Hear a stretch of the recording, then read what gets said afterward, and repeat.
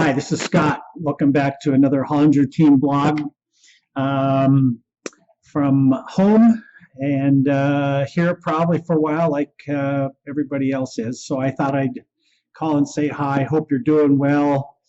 Remembering to keep yourself safe and hands washed, all the things that you're hearing about doing. Rather than answering a real estate question, I decided to do a video on question that I asked myself, and that was, okay, how can I help? What can I do to help out there? And then also, what can I pass along for everyone watching the video to think about doing? And I have 4 things that I came up with, so I thought I'd just give you the list of my things. And if anybody's got ideas, message them into me. Be happy to make another video and pass that on. But these were 4 things that I thought would be helpful. And the first one is, and I did this two weeks ago, and that was I went and they've been having urgent calls for people to donate blood. And I checked, and the soonest I could, there was a drawing here in Big Fork was in 2 weeks. So, and I didn't want to wait that long. So I just made an appointment at Kalispell and went in the next day and gave blood. If you've never done it, I know it can be intimidating at first, but I've given well over 100 units, and you get used to it after a while. And it's good for men to have their bodies replace a loss of blood. So it's a good thing for you males out there to go ahead and give up a pint. Super careful atmosphere at the Blood Cross Center, at the blood donation, the Red Cross Center. Getting blood donations, they check your temperature right at the door, and everything is very well controlled, very clean, and I have no worries about going back in. So number 1, make an appointment through the Red Cross to give blood.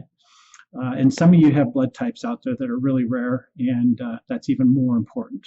Number 2 is, especially in Big Fork here, our restaurants struggle. That's just the definition of a restaurant in Big Fork is struggle.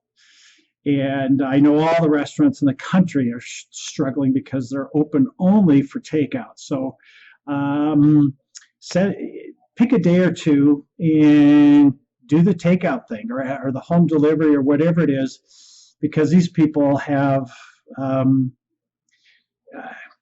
just costs that don't go away. And if we can support them a little bit now, then they'll be there when things get better, and not somebody that's unemployed or gone broke in the business and there's just nothing there anymore. So take out, and also if you know somebody in need that could use a nice meal from a restaurant, you could always just order that meal, call your friend up, or have the restaurant call them and say, somebody ordered a meal for you, and we're going to deliver it, or you can come and pick it up, however that works. So takeout is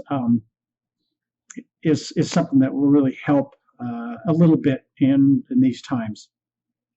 Number 3 was a little bit of the opportunity to get out of, maybe right outside, out of the house, and go outside, give you something to, give you an activity maybe to divert your mind, or give you something that brings you a little pleasure, or something like that. And then it's a little bit of an investment in the future months to come, in both yourself and for perhaps friends or other people in need. And that is to go out and plant a garden, whether it's in your yard or in pots, and maybe look for things that are going to grow fairly quick and mature fairly quick, so you've got to harvest early, like lettuce. I think radishes and carrots do the same.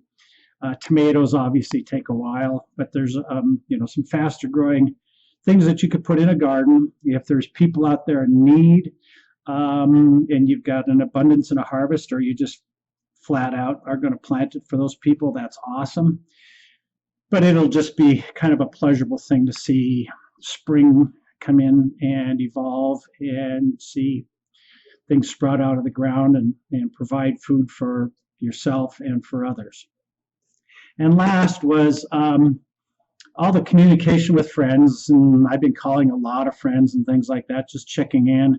And I had a conference call today that had 1,600 people on a video conference call. And of course, there weren't 1,600 faces on there, but that's how many that could participate. And it got me thinking, okay, how do you connect with friends and family and things like that? And there's two ways to do it. First off, if everybody has an Apple, then you can do a FaceTime with up to 32 people on FaceTime. If you don't, then you probably have to resort to something else. And the other thing is, if you go to zoom.com, ZOOM.com, that's a video conferencing platform. It's free, or you can buy upgraded versions and stuff like that. But you can set up a platform there, or have one of your friends do it for you, and maybe set several of you up as people that can arrange those meetings. And you can just have everybody click in on Zoom, and at a set time, you can set out the invitation to have a call with everyone at a set time, and people just click in and everybody's face appears, and you can take turns visiting and showing off pets and children and recipes or whatever you want to share. And you can just do it, set it up every other day or every once a week or whatever you want at a certain time, or spontaneous, and send out a message and say, hey, let's have a call at Wednesday at 4 in the afternoon or something like that. So hopefully those 4 things are helpful and perhaps fun, and would give you something to do besides watching TV and simply just kind of being inside. I have an outro.